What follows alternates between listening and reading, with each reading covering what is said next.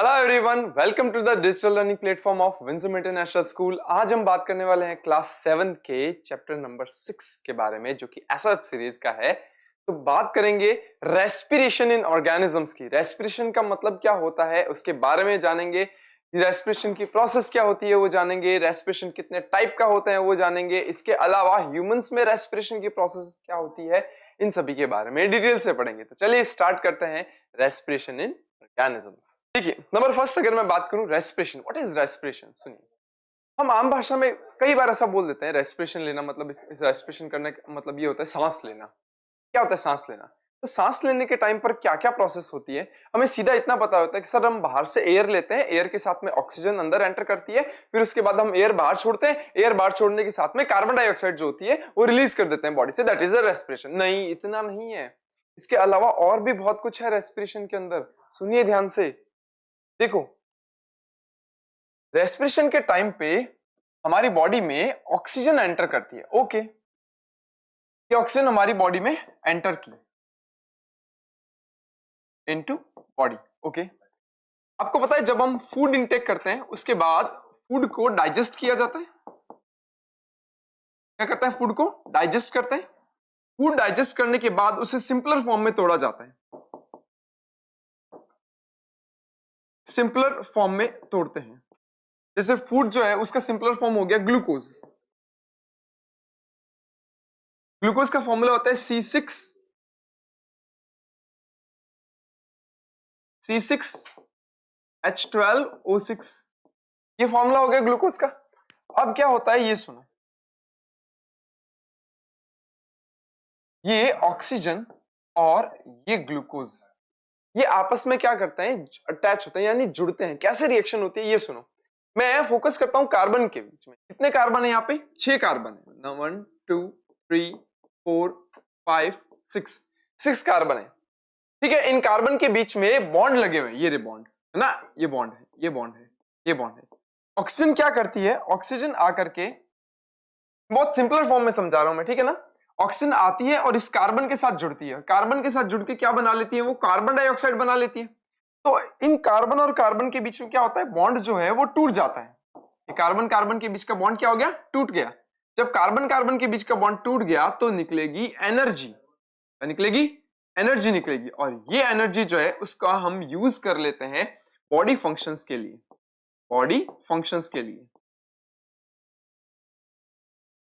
Body functions के लिए हम इसका यूज कर लेते हैं। ठीक ऐसा ही दूसरे कार्बन के साथ होगा।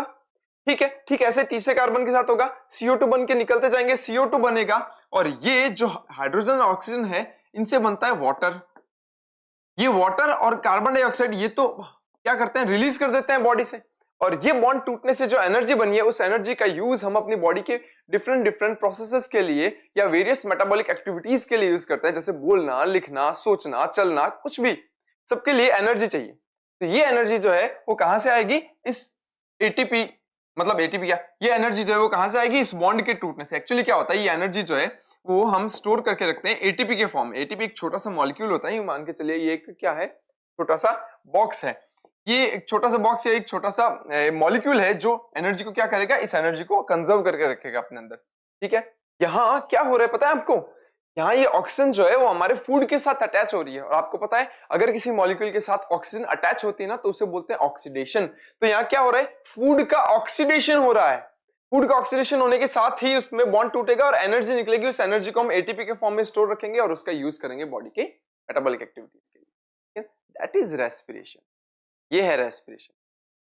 तो बाहर से ऑक्सीजन लेना और अंदर से बाहर कार्बन डाइऑक्साइड छोड़ना इतना ही नहीं है रेस्पिरेशन। इसके अंदर ये प्रोसेसेस भी आती हैं और ये सारी प्रोसेस होती हैं सेल्स के अंदर। ठीक है, और सेल्स में भी कहा? सेल्स के अंदर एक ऑर्गेनेली होता है जिसका नाम होता है mitochondria.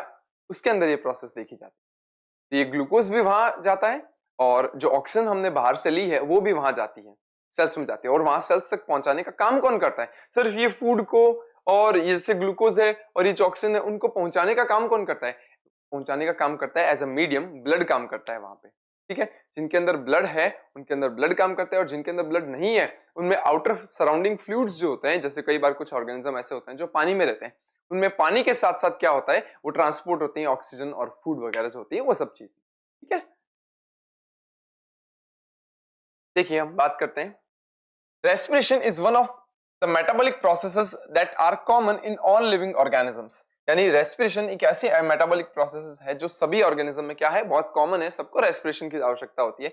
It can be defined as a biochemical process, इसको क्या बोलते हैं, बायोकेमिकल प्रोसेस बोलते हैं, which takes place within the cells of organisms by the breaking down of the food in the presence of oxygen for the production of energy। सही है। Next बात करते हैं, the inhalation of oxygen rich air from the environment oxidized food to release energy in body cells। क्या किया, oxygen rich air से oxygen अंदर पहुंची, उसने फूड को ऑक्सीडाइज किया, उससे एनर्जी निकाली। The energy released in this process is utilized by the organism to carry out the various life processes। और जो एनर्जी निकली उसका यूज अलग अलग तरह के लाइफ प्रोसेस के लिए कर लेते हैं। Along with energy, the carbon dioxide and the water are also released। Energy के साथ में क्या निकलता है, कार्बन डाइऑक्साइड और वाटर भी निकलता है, which are expelled from the body। और उनको हम अपनी बॉडी से बाहर निकाल देते हैं। सर वाटर भी निकाल देते हैं? हाँ, एक्सेस अमाउंट में जो वाटर होता है ना, वो भी हमारी बॉडी से बाहर निकल जाता है। जैसे देखो C6H12O6 ये ग्लूकोज है, 6 ऑक्सीजन मॉलिक्यूल्स इसमें यूज लिए गए हैं, 6 कार्बन डाइऑक्साइड बने, 6 वाटर मॉलिक्यूल्स बने और एनर्जी बनी। ये दोनों तो रिलीज कर दिए जाएंगे बॉडी से और एनर्जी का यूज कर लिया जाएगा, ठीक है ना। और देखो ह्यूमंस के अंदर अगर देखा जाए तो यहाँ ब्रीदिंग तक का काम जो है वो लंग्स करते हैं, ब्रीदिंग बोलते हैं, ये काम लंग्स करते हैं। क्या, ऑक्सीजन रिच एयर अंदर लेना और कार्बन डाइऑक्साइड रिच बाहर छोड़ना, ठीक है ना। ये काम लंग्स तक का होता है और उसके बाद आगे ब्लड काम करता है सेल्स तक पहुंचाने का ऑक्सीजन और फूड को। नेक्स्ट वन इज देखिए, ब्रीदिंग और एक्सटर्नल रेस्पिरेशन। ब्रीदिंग या जिसे हम एक्सटर्नल रेस्पिरेशन भी बोलते हैं, क्या है देखो, the process of taking in oxygen rich air into the body and giving out carbon dioxide rich air called breathing. यानी कि O2 रिच एयर अंदर लेना और कार्बन डाइऑक्साइड रिच एयर को बाहर छोड़ना, इस प्रोसेस को क्या बोलते हैं, breathing. It is also called external respiration. It is a physical process, ये फिजिकल प्रोसेस है क्योंकि यहाँ पर कोई भी केमिकल वगैरह काम नहीं आ रहा है। जैसे हमारे लंग्स जो है वो क्या कर रहे हैं, लंग्स हमारे फैल रहे हैं, सिकुड़ रहे हैं, यानी क्या हो रहे हैं, कॉन्ट्रैक्ट हो रहे हैं, रिलैक्स हो रहे हैं, यानी फैलना और सिकुड़ने के कारण क्या हो रहा है, एयर अंदर और बाहर की तरफ आ जा रही है। It is a physical process. Breathing is called inhalation also and breathing out is called exhalation also. यानी सांस अंदर लेना, एयर अंदर लेना, दैट इज इनहेलेशन, और एयर बाहर छोड़ना, दैट इज एक्सहेलेशन। उसके बाद बात करते हैं कि अंदर ऑक्सीजन चली गई, उसके बाद लंग्स से वो ऑक्सीजन कैरी कौन करेगा, आरबीसी यानी रेड ब्लड सेल्स जो होती है हमारे ब्लड के अंदर, वो उसको कैरी करती हैं। सेलुलर रेस्पिरेशन और इंटरनल रेस्पिरेशन का मतलब क्या होता है, the chemical processes of breaking down of the food inside the cells in the presence of oxygen to produce energy is called cellular respiration or internal respiration, that is also. As this process takes place within the cells of our body, so it is known as internal respiration also, है ना। इसके बाद देखिए, 3 basic requirements of the respiration are, क्या 3 चीजें चाहिए हमें। सबसे पहले चाहिए रेस्पिरेटरी सिस्टम, अरे वो सिस्टम तो चाहिए ना जिस सिस्टम से हम गैस एक्सचेंज करेंगे। दूसरा ट्रांसपोर्टिंग मीडियम, जस्ट लाइक अ ब्लड, ट्रांसपोर्टिंग मीडियम जो सेल्स तक चीजें पहुंचाएगा, फूड भी पहुंचाएगा, ऑक्सीजन भी पहुंचाएगा, ताकि सेल्स उस फूड और ऑक्सीजन का यूज करेगी। Second number, and the third is organic food just like a glucose. ये 3 चीजें हमें चाहिए होती है रेस्पिरेशन के लिए, क्या। चलिए यहां देखिए, differences between external and internal respiration. क्या दिखा रखा है, एक्सटर्नल रेस्पिरेशन और इंटरनल रेस्पिरेशन के बीच में कुछ डिफरेंसेस। दिस एक्सटर्नल रेस्पिरेशन में बात करेंगे, this process takes place outside the cells. ये प्रोसेस जो है वो आउटसाइड द सेल, यानी ऐसे नहीं कहते कि सेल बाहर लगी हुई है, यानी ऐसी सेल्स जो आउटर एनवायरनमेंट के कांटेक्ट में है वो ये काम करेगी। जैसे हम नाक हुए, नाक से डायरेक्टली कनेक्टेड है लंग्स, सीधा है ना, किसी कुछ जो ट्यूब्स होती हैं जस्ट लाइक अ ट्रेकिया, उससे डायरेक्टली कनेक्टेड है, तो मतलब वो एनवायरनमेंट के कांटेक्ट में है, ऐसी सेल्स से काम करती हैं।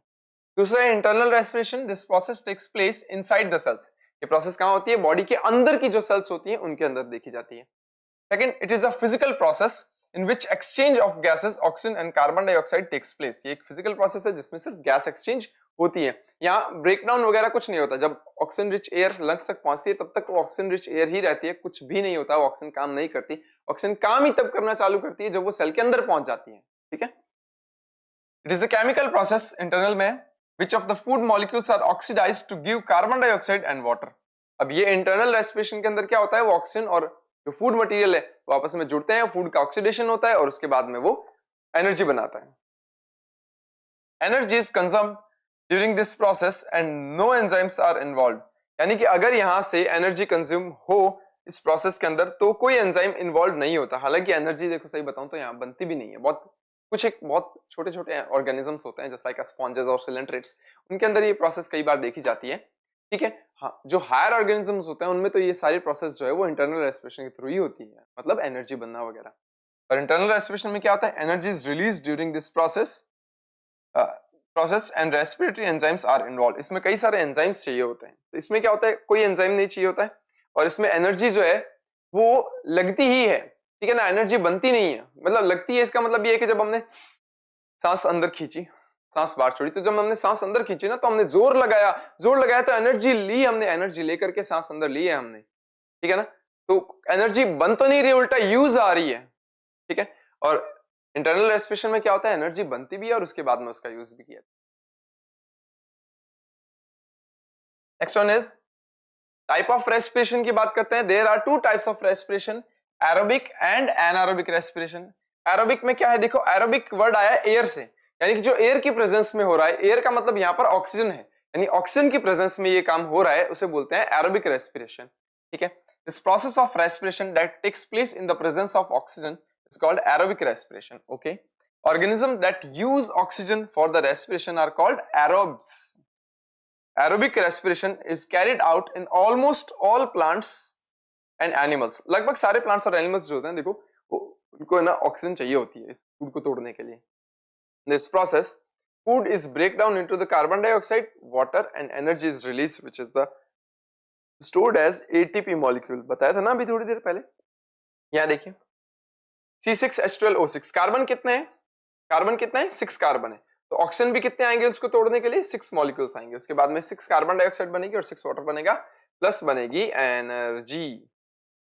और ये काम हो रहा है कहाँ, माइटोकॉन्ड्रिया में। देखो ये माइटोकॉन्ड्रिया दिखा रखे हैं, ठीक है ना। यहाँ कंप्लीटली ब्रेकडाउन होता है ग्लूकोज का और जितने भी कार्बन है वो सारे के सारे कार्बन डाइऑक्साइड बन करके रिलीज आउट हो जाते हैं, ठीक है। Next one is anaerobic respiration. This process of respiration takes place in the absence of oxygen, that is called anaerobic respiration. Okay. Organisms like a yeast, some of bacteria and parasitic flatworms perform this kind of respiration. कौन, yeast, उसको oxygen नहीं चाहिए, कहता है glucose तोड़ने के लिए oxygen नहीं चाहिए, तो इसीलिए जब ऑक्सीजन नहीं आती है तो वहां पर ग्लूकोज भी पूरी तरीके से नहीं टूट पाता है। जैसे 6 कार्बन है, ग्लूकोज में कितना होता है 6 कार्बन, तो उसमें से कोई 2 कार्बन टूट पाते हैं, 3 कार्बन टूट पाते हैं, इससे ज्यादा टूट ही नहीं पाते वो। तो प्रोडक्ट जो होता है वो कार्बन डाइऑक्साइड कंप्लीटली नहीं बनता, कुछ और प्रोडक्ट्स भी बनते हैं साथ में। कौन, yeast, bacteria, parasitic flatworms are that kind of respiration. Such organisms that can respire in the absence of oxygen is called anaerobies. Anaerobies. In the absence of oxygen, glucose partially break into the carbon dioxide and ethyl alcohol. क्या है, glucose partially break down होता है, यानी कि पूरी तरीके से नहीं टूट, थोड़ा बहुत टूटता है, तो बनती है कार्बन डाइऑक्साइड, थोड़ी सी carbon dioxide and ethyl alcohol बनता है। The energy is released during the anaerobic respiration is much less as compared to the aerobic respiration. तो यहाँ पूरी तरीके से जब ग्लूकोज टूट ही नहीं रहा है तो बॉन्ड टूटेंगे नहीं तो एनर्जी नहीं निकलेगी ना, इसलिए यहाँ एनर्जी बहुत ही कम निकलती है, ठीक है। जैसे ग्लूकोज है, इन एब्सेंस ऑफ ऑक्सीजन क्या बना, इथाइल अल्कोहल बना, ये काम होता है यीस्ट के अंदर, इसीलिए हम यीस्ट का यूज करते हैं अल्कोहल बनाने के लिए। और क्या बनेगा, थोड़े से अमाउंट में बनेगा कार्बन डाइऑक्साइड और थोड़ी सी अमाउंट में बनेगी एनर्जी, ठीक है।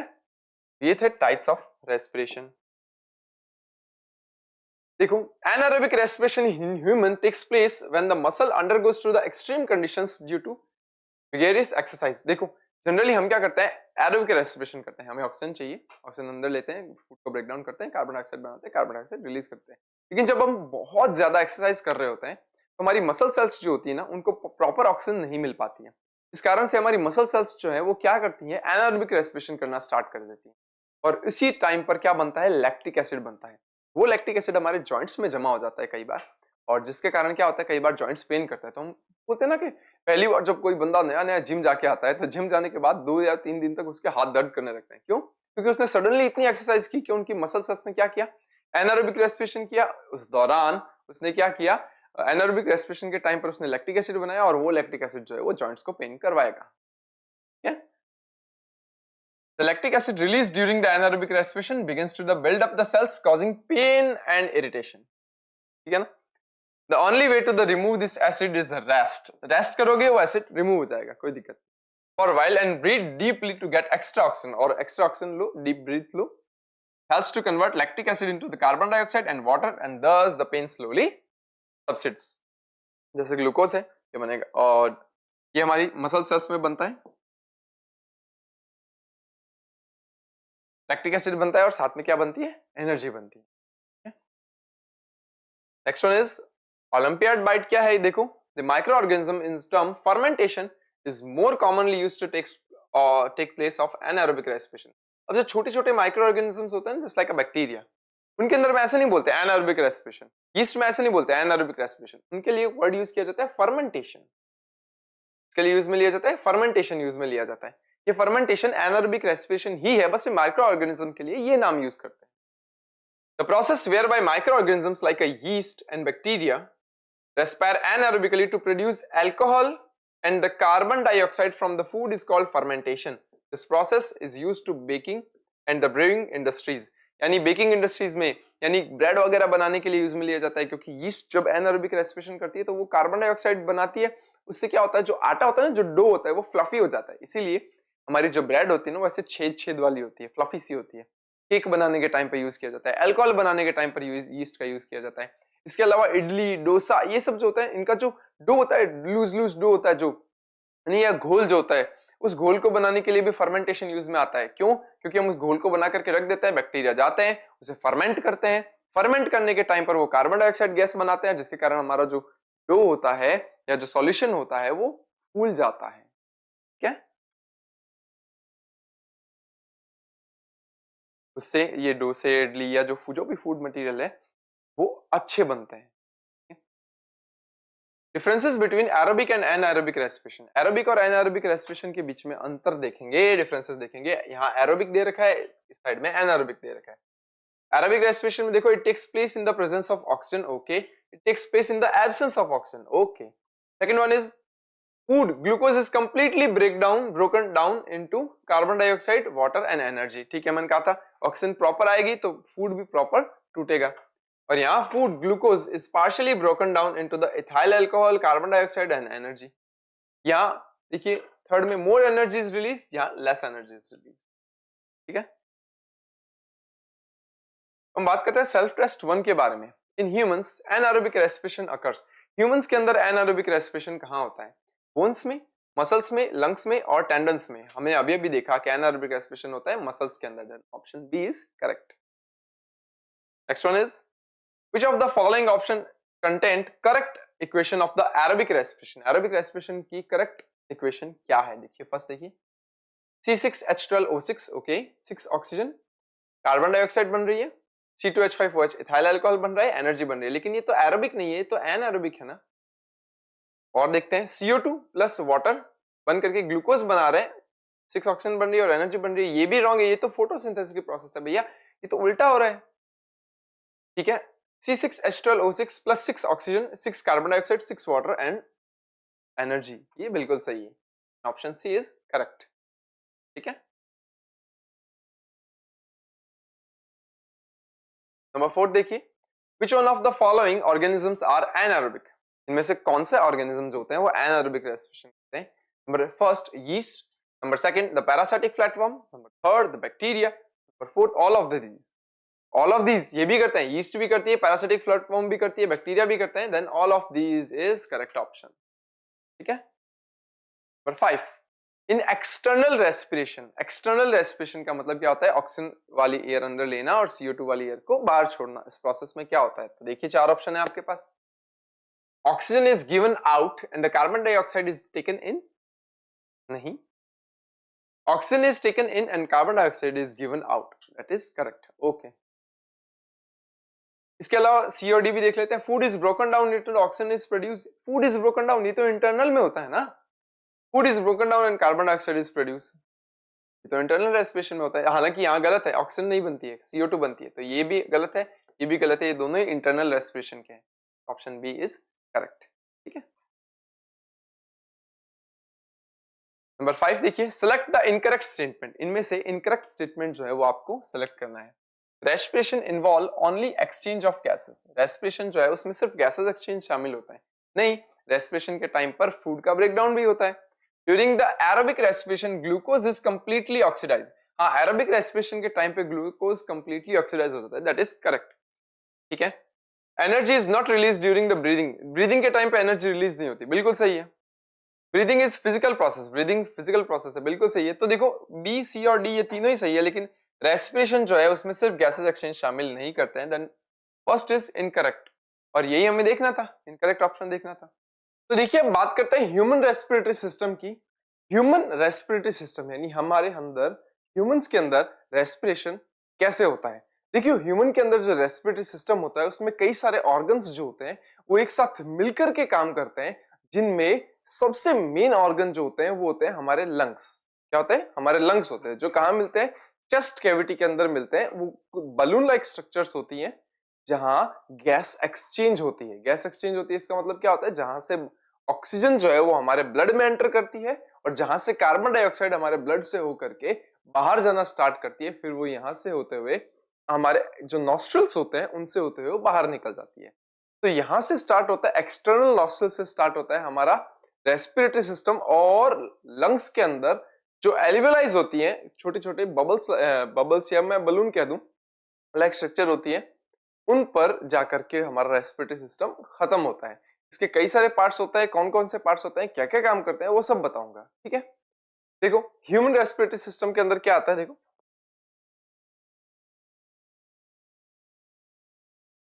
the human respiratory system consists of the nostrils, okay, nasal cavity, okay, pharynx, voice box that is also called larynx, wind pipe जिसको हम ट्रेकिया कहते हैं, ब्रोंकाई एंड लंग्स। ये इतने सारे जो पार्ट्स हैं वो हमारे रेस्पिरेटरी सिस्टम के हैं। The lungs are situated in a space within the chest called the thoracic cavity, जिसको हम चेस्ट कैविटी भी बोल देते हैं। चेस्ट कैविटी में एक स्पेस होता है, वहां लगे हुए होते हैं। The walls of thoracic cavity are supported by the ribs, यानी कि हमारी जो थोरेसिक कैविटी होती है उसकी जो वॉल्स होती है, उसकी जो दीवारें होती है, उसकी सपोर्ट देने के लिए कौन आता है? रिब्स आती है। रिब्स जो होती है वो बोन्स होती है कुछ, वो आती हैं। ठीक है। उसके बाद देखिए the base of the cavity is like a dome shape and sheet of muscles is called diaphragm, यानी जो बेस होता है, यानी कि ये जो चेस्ट कैविटी है उसके नीचे वाला हिस्सा, ये वाला हिस्सा होता है, ये वाला हिस्सा, यहाँ पर एक ऐसे डोम शेप का एक मसल लगा हुआ रहता है जिसे क्या बोलते हैं? डायाफ्राम कहते हैं। ठीक है। देखिए ये जो हमारी नीजल कैविटी है, यहां से, ये नीजल कैविटी यहां से स्टार्ट हो रहा है और होता हुआ हमारे गले से होता हुआ एट द एंड हमारे चेस्ट कैविटी में जाकर के हमारे लंग्स में खुल रहे हैं, ये सारे दिख रहे हैं। और ये रही वो बलून लाइक स्ट्रक्चर जो एल्वियोलाइज जो है ये कहलाती है, और यहीं पर गैसेस एक्सचेंज होता है। कहाँ मिलती है? ये लंग्स के अंदर है। देखो लंग्स का छोटा सा पार्ट है, यहां मिलती है। Human respiratory system is divided into two parts, the respiratory tract and the respiratory organs। respiratory tract का मतलब क्या होता है? जहां से एयर जो होती है वो अंदर की तरफ एंटर करती है, यानी वो रास्ता जहां से एयर जाती है। और रेस्पिरेटरी ऑर्गन्स जो होते हैं जहां गैस एक्सचेंज होती है। ठीक है। गैस एक्सचेंज होने में कहां जाएगी सर? ऑक्सीजन जो जाएगी वो ब्लड में जाएगी और कार्बन डाइऑक्साइड ब्लड से बाहर आएगी। वहां रेस्पिरेटरी ट्रैक्ट में आता है nostrils and nasal passage, okay. फिर उसके बाद आता है फेरिंग्स, फिर उसके बाद आता है ट्रेकिया, फिर bronchi and bronchioles and alveoli. ठीक है। और रेस्पिरेटरी ऑर्गन्स में आता है मेन क्या आता है? लंग्स आते हैं। ठीक है। कितने होते हैं? एक पेयर होता है, यानी दो होते हैं। देखो नॉस्ट्रल्स और नेजल कैविटी के बारे में बात करते हैं। सबसे पहले देखो, अगर मैं बात करूं कि जैसे मान लो ये ह्यूमन है, ये ह्यूमन का कोई फेस है, ये नाक से होती हुई जो कैविटी जाती है इसे बोलते हैं नेजल कैविटी। और ठीक ऐसे ही हमारे मुंह से होती हुई एक कैविटी जाती है, उसको बोलते हैं बकल कैविटी। तो बोलते हैं बकल कैविटी कहते हैं। कैसे? ये जो एयर है वो एयर इस जगह से अंदर एंटर कर रही है, ऐसे करिए। ये होता है नॉस्ट्रल्स और ये होता है नेजल कैविटी। ये दिख रही है, ये होती है नेजल कैविटी जो इस जगह दिखा रखी है। यहां देखो, ये वाला हिस्सा जो है रेड वाला हिस्सा, यहां दिखा रखा है नेजल कैविटी, और ये क्या है, नॉस्ट्रल्स है। अब यहां देखो, pair of a slit like openings that open into the nasal cavity is called nostrils, ठीक है। nasal cavities poses hair which trap the dust particles and germs in the air and filter them। हाँ, हमारी जो nasal cavity होती है इस जगह पर, यहाँ ना क्या होता है, छोटे छोटे हेयर होते हैं, और क्या होता है, म्यूकस की कोटिंग होती है। म्यूकस एक चिपचिपा सब्सटेंस होता है, उसकी कोटिंग होती है। जब ये छोटे छोटे हेयर्स जो होते हैं ये इसलिए मिलते हैं, जब हम एयर अंदर की तरफ एंटर करती है तो एयर के साथ बहुत सारे डस्ट पार्टिकल्स, जर्म्स और दूसरे अदर पार्टिकल्स जो होते हैं ना वो भी अंदर एंटर करने लगते हैं, और अगर वो हमारे लंग्स तक पहुंच गए तो बहुत ज्यादा नुकसान पहुंचा सकता है लंग्स को। इसीलिए उस एयर को जो कि अंदर जा रही है उसे फिल्टर करना बहुत जरूरी है। तो यहाँ जो छोटे छोटे बाल होते हैं, म्यूकस की कोटिंग होती है, ये क्या करती है, डस्ट पार्टिकल्स को, जर्म्स को यहीं पर क्या करती है, फिल्टर कर देती है, ताकि अंदर जाने वाली एयर एकदम और एकदम क्लीन हो। ठीक है। The nasal cavities are richly supplied with blood vessels that warm the incoming air। यहाँ क्या होती है, बहुत सारी ब्लड सप्लाई भी होती है, ताकि बाहर से जो आने वाली एयर है अगर वो बहुत ज्यादा ठंडी है तो उसको क्या किया जा सके, गर्म किया जा सके, और यह बहुत ज्यादा गर्म है तो उसको हल्का फुल्का क्या किया जा सके, ठंडा बनाया जा सके, ताकि जो एयर अंदर जा रही है वो बॉडी टेम्परेचर जितनी ही हो। हमारी बॉडी का टेम्परेचर होता है 37 डिग्री सेल्सियस, ठीक है ना। Sticky mucus lining in the nasal cavities moist the air and the filter the dust particles। Sticky mucus lining of the nasal cavity moistens the air and filter dust particles। तो मैंने कहा था अभी mucus की coating होती है, वो mucus की कोटिंग भी क्या करती है, द डस्ट पार्टिकल्स को ट्रैप करने का काम करती है और एयर को क्लीन करती है। ठीक है, यहां से लेकर के यहां तक की चीज जो है वो मैंने यहाँ बताई है। ठीक है, अब एक बात सुनो, यहां से खाना जाता है, कहां से जाता है खाना, इस जगह से रेड से बना, यहां से खाना जाता है, इसको बोलते हैं बकल कैविटी, और यहां से आती है एयर। तो ये दोनों किसी एक कॉमन जगह पर जाकर के खुलते हैं, ये दोनों ही रास्ते किसी कॉमन जगह पर जाकर के खुलते हैं, इसको बोलते हैं फेरिंग्स। क्या बोलते हैं, फेरिंग्स बोलते हैं। और यही फेरिंग्स जो है वो कॉमन पाथ है हमारे डाइजेस्टिव सिस्टम का और रेस्पिरेटरी सिस्टम का। इसके नीचे क्या होती है, दो ट्यूब्स लगी हुई होती हैं, इनमें से एक ट्यूब जो होती है उसे बोलते हैं ईसोफेगस, एक ट्यूब जो होती है उसे बोलते हैं क्या, ट्रेकिया या विंड पाइप। अब यहां देखो, इस जगह पर एयर जो होती है जैसे वो आती है तो उसको यहाँ दो ट्यूब्स दिखाई देती है, कहते हैं मैं कहां जाऊं, वो जाती है आगे वाली ट्यूब के अंदर जिसको बोलते हैं विंड पाइप या ट्रेकिया। लिख दो विंड पाइप या ट्रेकिया, और पीछे वाली ट्यूब जो होती है उसको बोलते हैं ईसोफेगस।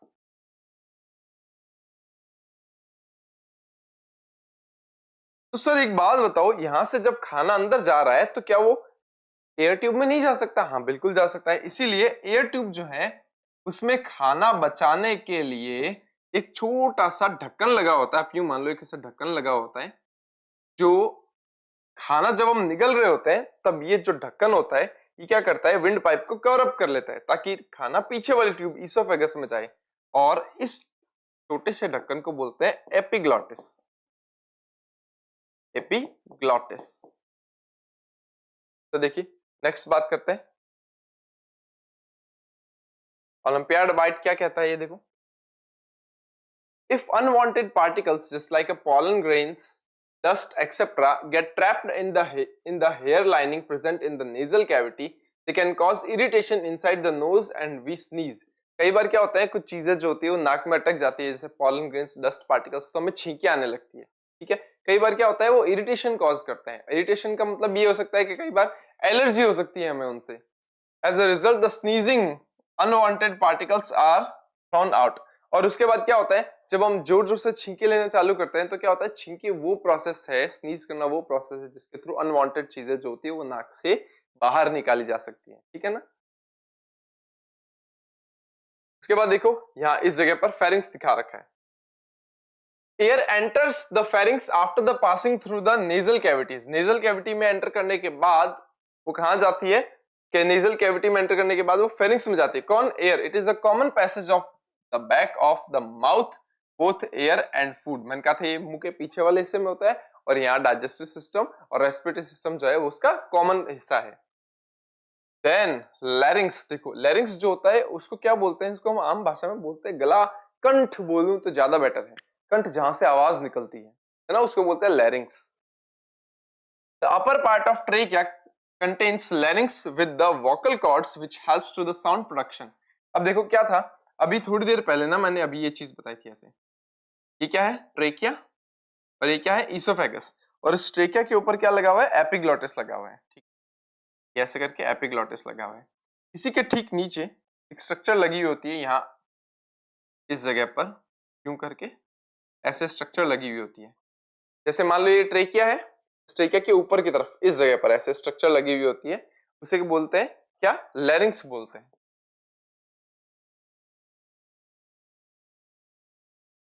लैरिंग्स क्या होती है, कार्टिलेज की बनी हुई स्ट्रक्चर होती है जहां से वॉइस प्रोडक्शन होता है, ठीक है।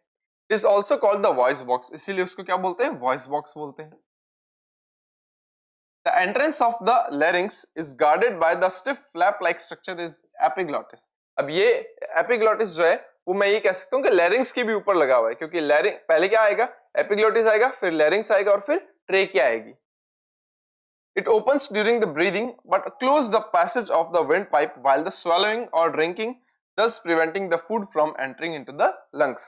ये कहता है जिस समय हम सांस ले रहे होते हैं नॉर्मली, तभी ढक्कन जो होता है यानी एपिग्लॉटिस जो होता है वो खुला रहता है, लेकिन फूड को निगलते समय, पानी पीते समय ये जो कवर होता है ये ट्रेकिया को कवर अप कर लेता है, जिसके कारण खाना या पानी जो है वो नहीं जा पाता कहाँ, ये अपना लंग्स के अंदर नहीं जा पाता, ठीक है। इधर देखिए ये रहा, ये फेरिंग्स है पीछे वाला हिस्सा, और ठीक इसके नीचे वाला हिस्सा ये हिस्सा दैट इज लैरिंग्स, और उसके बाद से स्टार्ट हो जाता है कौन, एयर ट्यूब या ट्रेकिया। उसके बाद देखिए ट्रेकिया में क्या है, the larynx lead to a long tube is known as trachea और विंड पाइप। अब लैरिंग्स के नीचे क्या होता है, ट्रेकिया या विंड पाइप होती है। ये रहा देखो लैरिंग्स, ये रहा लैरिंग्स जो आपको दिख रहा है, ये लैरिंग्स है। उसके बाद में ये देखो ये ट्रेकिया है। It passes through the neck and x tends into the chest cavity. उसके बाद में यहाँ देखो ये इस जगह पे ये ट्रेकिया स्टार्ट होती है और ये हमारी बॉडी की चेस्ट कैविटी से होते हुए आगे चलती है। The trachea is lined with the cells which release mucus। हाँ ट्रेकिया के अंदर भी क्या होता है, जैसे ट्रेकिया है देखो, ट्रेकिया के अंदर भी कुछ सेल्स मिलती है जो म्यूकस की कोटिंग जो है वो सिक्रेट करती है। क्या करती है, म्यूकस की कोटिंग सिक्रेट करती है, ताकि अगर बाई चांस कोई भी पार्टिकल जो है वो अगर यहां तक भी पहुंच गया है तो इसको यहां भी ट्रैप कर लिया जाए, ताकि लंग्स तक वो अभी भी ना जा पाए। The walls of trachea are supported by C-shaped cartilaginous rings। जो वॉल्स होती है ट्रेकिया की उसके पार क्या होता है, उसके बाहर की तरफ मैं अगर बात करूं, ये सी शेप के कार्टिलेजिनस रिंग्स होते हैं ऐसे, क्यों सी शेप की ऐसे कार्टिलेजिनस रिंग्स होती हैं, ये सी शेप की कार्टिलेजिनस, ठीक है ना।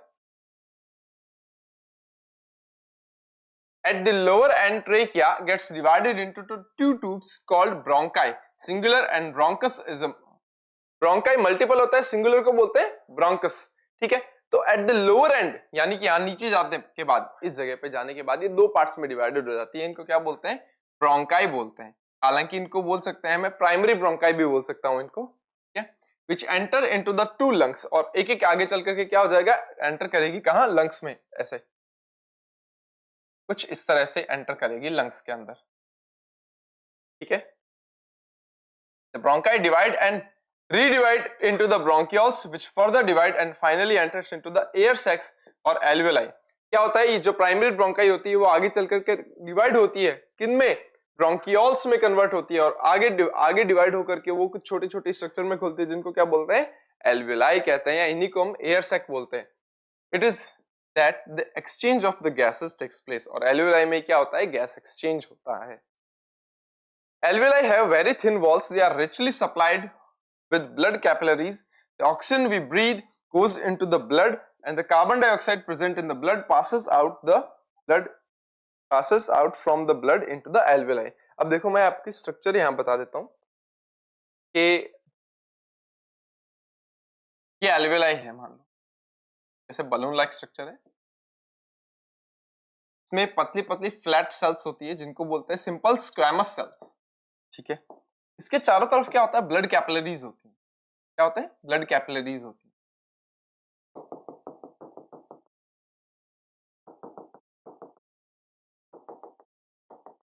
है। ऐसे अब यहां से CO2 जो होती है वो बाहर निकल जाती है और यहां से जो ऑक्सीजन बाहर से आई है वो ऑक्सीजन ब्लड में एंटर कर जाएगी।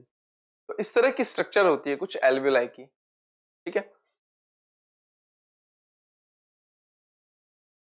Then after all the structure of lungs देखते हैं। These are the pair of respiratory organs that are spongy bag-like structures laying in the chest cavity on either, यानी कि ये बोलता है क्या है, देखो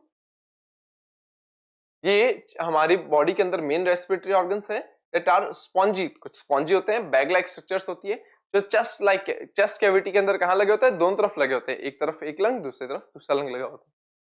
साइड ऑफ द हार्ट यानी कि कहाँ लगा होता है, एक इसमें ये हमारा हार्ट है बीच में, उसके एक साइड में एक लंग लगा होता है, दूसरी साइड में दूसरा लंग लगा होता है, यानी कि हमारा हार्ट जो है उसके दोनों तरफ लंग्स लगे हुए हैं। हालांकि हमारा हार्ट जो है वो टिल्टेड है, स्लाइटली टिल्टेड है थोड़ा सा लेफ्ट की तरफ, लेकिन फिर भी उसके दोनों तरफ क्या लगे हुए हैं, लंग्स लगे हुए हैं। The left lung is two lobed, slightly smaller than the right lung is the three lobed, ठीक है। लेफ्ट लंग जो होता है वो क्या होता है, टू लोब्ड होता है। टू लोब्ड इसलिए होता है क्योंकि बीच में हल्का सा क्या आ गया है, हार्ट आ गया। हार्ट आने के कारण क्या होता है, थोड़ा सा छोटा हो गया और दो पार्ट्स में डिवाइडेड होता है, जबकि राइट लंग जो होता है वो थोड़ा सा बड़ा होता है और थ्री पार्ट्स में डिवाइडेड होता है। The two lungs are protected by the flexible rib cage and the sternum on the front and the vertebral column at the back, and the just beneath the lungs is a dome-shaped muscular sheet is the diaphragm. अब ये lungs जो है इसके आगे पीछे सब क्या है उसके बारे में बात करते हैं। देखो लंग्स हमारी चेस्ट कैविटी के अंदर है, ठीक है ना। आगे की तरफ क्या होता है, एक पतली सी स्ट्रक्चर होती है, उसको बोलते हैं स्टर्नम, ठीक है। पीछे की तरफ इस जगह पर मिलती है हमारी बैकबोन, ठीक है। तो आगे प्रोटेक्टेड है स्टर्नम से, पीछे प्रोटेक्टेड है किस तरफ से, वर्टिब्रल कॉलम से या बैकबोन से, ठीक है। और आइट साइड में क्या लगी हुई है, अलग अलग छोटी छोटी छोटी छोटी मसल्स लगी हुई है। मसल्स के साथ साथ रिब्स लगी हुई है ना, कुछ मसल्स हैं और रिब्स हैं। जैसे ये स्टर्नम है, ध्यान से सुनना, ध्यान से सुनना, ये स्टर्नम है, ये स्टर्नम है ऐसे, और पीछे से यूं ये रिब्स आ रही हैं ऐसे, और इन रिब्स के बीच बीच में मसल्स लगी हुई होती है ऐसे, ऐसे मसल्स लगी हुई, इनको इंटरकॉस्टल मसल्स बोलते हैं। क्या बोलते हैं, इंटरकॉस्टल मसल्स कहते हैं इनको। और ये पीछे कहां जुड़ी हुई होती है, रिब्स जो होती है ये पीछे जुड़ी होती है वर्टिब्रल कॉलम से, आगे जुड़ी है स्टर्नम से, राइट साइड में रिब्स, और नीचे की तरफ आपको पता है यहाँ मस्कुलर क्या मिलता है, डायफ्राम मिलता है, ठीक है। ये देखो एल्वियोलाइज दिखा रखी है, यहाँ गैसेस एक्सचेंज दिखा रखा है कि भैया यहाँ देखो ऑक्सीजन अंदर जा रही है, CO2 यहाँ से बाहर निकल रही है, ठीक है। क्या एल्वियोलाइज है। Next one is mechanism of breathing, यानी ब्रीदिंग की मैकेनिज्म क्या होती है, हम सांस कैसे ले सकते हैं। Breathing is the process that involves inhalation and exhalation. Breathing एक ऐसी प्रोसेस है जिसमें इनहेलेशन यानी एयर को अंदर लेना और एक्सहेलेशन यानी एयर को बाहर छोड़ना वो शामिल है। It is controlled by the intercostal muscles between the ribs and the diaphragm, यानी कि दो चीजों से कंट्रोल होता है, एक तो हमारा डायफ्राम और दूसरा होता है इंटरकॉस्टल मसल्स जो रिब्स के बीच में लगी होती है, मैंने अभी बताया। इनहेलेशन क्या होता है, एयर को अंदर लेना, ये क्या होता है देखो, during this process inhalation the diaphragm muscles contract and become flat, ठीक है। At the same time intercostal muscles contract and pull the ribs upwards and outwards, ठीक है। देखो क्या होता है शुरू शुरू में ये जो डायफ्राम ऐसे डोम शेप का था ये रिलैक्स है, अभी ये कॉन्ट्रैक्ट होगा और कॉन्ट्रैक्ट होने की ठीक बाद ये ऐसे फ्लैट हो जाएगा, हुआ। ठीक इसी टाइम पर जो रिब्स के बीच में इंटरकॉस्टल मसल्स हैं वो इंटरकॉस्टल मसल्स ऐसे कॉन्ट्रैक्ट करेगी और चेस्ट कैविटी ऊपर की तरफ उठेगी, उठेगी। This increase the volume of the thoracic cavity, the lungs being elastic also increase the size and air pressure in the lungs decreases। अब होगा क्या, जैसे चेस्ट कैविटी ऊपर की तरफ बढ़ी, चेस्ट कैविटी का वॉल्यूम बढ़ा, वैसे लंग्स जो होंगे उनका वॉल्यूम भी बढ़ेगा, यानी लंग्स जो होंगे वो भी बड़े हो जाएंगे, यानी कि फैल जाएंगे, और इनके अंदर जो एयर का प्रेशर है वो आउटर प्रेशर के कंपैरेटिवली क्या हो जाएगा, लो हो जाएगा, कम हो जाएगा। और आपको पता है हवा जो होती है, एयर जो होती है वो हमेशा हाई प्रेशर से लो प्रेशर जाती है। तो एनवायरमेंट में प्रेशर हो गया हाई, लंग्स में प्रेशर हो गया लो, तो एयर जो होती है वो अंदर एंटर करती है। The air from the atmospheric having the higher pressure rushes into the lungs to the nostrils and the lungs get filled with fresh air. That process is inhalation. ठीक है। Next one is exhalation. क्या होता है exhalation? ठीक उल्टी process है उसकी। ये जो डायफ्राम है, डायफ्राम वापस से ऐसे डोम शेप हो जाएगा और जो इंटरकॉस्टल मसल्स मैंने दिखाई थी रिब्स के बीच में वो रिलैक्स हो जाएंगी, तो चेस्ट कैविटी क्या हो जाएगी? छोटी हो जाएगी। जब चेस्ट कैविटी छोटी हो जाएगी तो उनके अंदर एयर का प्रेशर बाहर के कंपैरेटिवली क्या हो जाएगा? ज्यादा हो जाएगा, तो एयर क्या हो जाएगी? बाहर निकल जाएगी। During exhalation, the diaphragm muscles relax and return into its dome shape and ribs move downward and inward. It reduces the volume of thoracic cavity and the air pressure inside the lungs increases. The sequence air out of the lungs through the air passage. Okay?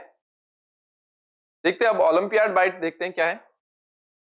The number of times of air inhaled or exhaled in a minute is termed as breathing rate. यानी एक minute के अंदर जितनी बार सांस अंदर ली जाती है या छोड़ी जाती है, यानी कितनी बार इनहेलेशन और एक्सहेलेशन हुआ है, उसे हम क्या बोलते हैं? ब्रीदिंग रेट बोलते हैं। ठीक है। It increase with increase in physical activity. हाँ, जिस तरह से हम फिजिकल एक्टिविटी करते हैं उस हिसाब से क्या होता है? ये बढ़ती या घटती रहती है। ठीक है। अगर हम एक्सरसाइज ज्यादा कर रहे हैं तो ब्रीदिंग रेट जो होती है वो हमारी ज्यादा होगी। The average rate of breathing in a man eight the rest position is 15 to 20 पर मिनट। 15 से 20 ब्रीदिंग रेट जो है वो एक ऑन एन एवरेज पर्सन के अंदर देखी जाती है। ध्यान रखना, एक ब्रीथ में एक इनहेलेशन और एक एक्सहेलेशन इंक्लूड किया जाता है, वो एक ब्रीथ होती है। Average breathing rate at the rest very with the age. ठीक है, एज के साथ साथ भी वेरी करती है। एक छोटे बच्चे के अंदर, अभी 6 महीने का बच्चा है मान लो, उसके अंदर ब्रीदिंग रेट क्या होगी? ज्यादा होगी एज कंपेयर टू एक एन एडल्ट ह्यूमन। ठीक है ना। A newborn baby will breathe 50 to 60 time a minute. 4-year-old child breathe 25 times in a minute, while the adult will breathe only 12 to 18 times in a minute. Okay? The lung capacity is the maximum amount of area person's lungs can hold any point of the time. ठीक है। Large lung capacity is considered the sign of good health. यानी जितनी ज्यादा air वो अपने अंदर भर सकता है, इसका लंग्स जो होता है उसके लंग्स की कैपेसिटी उतनी ज्यादा है, तो जितनी देर तक वो अपनी एयर जो है वो इनहेल कर सकता है, एक्सहेल कर सकता है या उसको होल्ड करके रख सकता है, उतनी अच्छी जो है वो उसकी क्या है? लंग्स कैपेसिटी है। ठीक है। एक्सहेलेशन, एक्सहेलेशन देखो हमने कर लिया, एक्सहेलेशन तो इतना ही है। हम बात करते हैं सेल्फ टेस्ट 2 की। सेल्फ टेस्ट 2 क्या कहता है उसके बारे में? देखो, to prevent the entry of food into the trachea, the opening of the larynx is guarded by. यानी कि जो फूड है उसकी एंट्री रोकने के लिए, किसमें? ट्रेकिया में एंट्री रोकने के लिए जो लैरिंक्स जो होते हैं उसके ऊपर एक ढक्कन मिलता है, वो किसके द्वारा गार्ड होता है? आपको पता है वो ढक्कन कौन है? एपिग्लॉटिस है। Third option. Next one is trachea branches into the thinner tubes is called bronchi, alveoli, bronchioles, larynx. Trachea जो होता है, ट्रेकिया आगे जा करके दो पतली ट्यूब्स में डिवाइड होती है, उनको क्या बोलते हैं? ब्रोंकाई बोलते हैं, है ना। प्राइमरी ब्रोंकाइस बताया था ना मैंने अभी, प्राइमरी ब्रोंकाई बोलते हैं।